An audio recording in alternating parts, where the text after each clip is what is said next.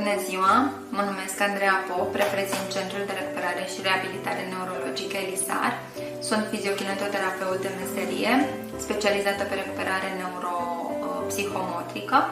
Am pus bazele centrului împreună cu soțul meu acum 3 ani. Lucrăm doar cu pacienți cu deficit neuropsihomotric. Oferim în cadrul centrului servicii de recuperare și reabilitare.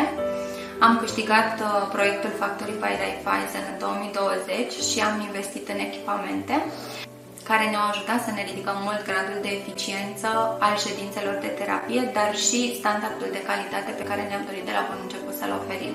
Am reușit pe toată perioada pandemiei să creștem. Momentan lucrăm cu listă de așteptare și avem în vedere o relocare pentru începutul anului viitor.